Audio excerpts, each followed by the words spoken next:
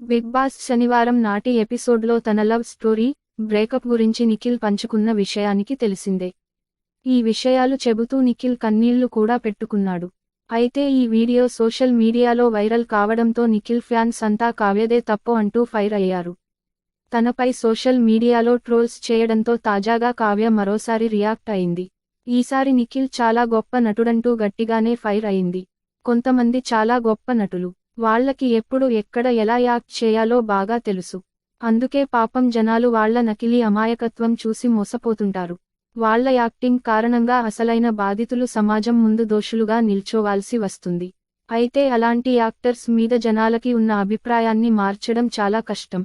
ఎందుకంటే వారే బాధితులు అన్నట్లుగా నటించడంలో, నిజంగా బాధపడే వాళ్లను దోషులుగా చిత్రీకరించడంలో వాళ్లు దిట్ట అంటూ కావ్య ఇన్స్టాగ్రామ్ స్టోరీలో కొటేషన్ పెట్టింది.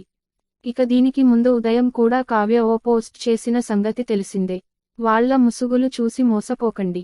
ఫేక్ మనుషుల అసలు రంగు తొందరలోనే బయటపడుతుంది. కాస్త వెయిట్ చేయండి చాలు అంటూ కావ్య పోస్ట్ చేసింది. ఇలా వరుసగా నిఖిల్ పై ఇండైరెక్ట్ గా ఫైర్ అవుతూ కావ్య చేసిన పోస్టులు సోషల్ మీడియాలో వైరల్ అవుతున్నాయి. మరోవైపు నిఖిల్ మాత్రం ఇప్పటికీ కావ్యే తన లవర్, భార్య.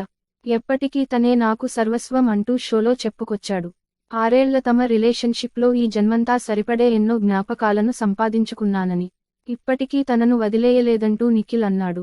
ఈ షో నుంచి వెళ్లిన వెంటనే మొదటిగా కావ్యనే కలుస్తానని, సారీ చెబుతానని, తిడితే తిట్టింది, కొడితే కొట్టింది, ఏమైనా కానీ తనని మాత్రం వదలను అంటూ నిఖిల్ బాధపడ్డాడు. ఈ ఎపిసోడ్ టెలికాస్ట్ అయినప్పటి నుంచి సోషల్ మీడియాలో నిఖిల్కి సపోర్ట్ భారీగా పెరిగింది.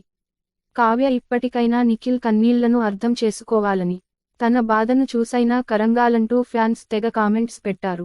దీంతో కావ్యపై నెగటివిటీ పెరిగింది.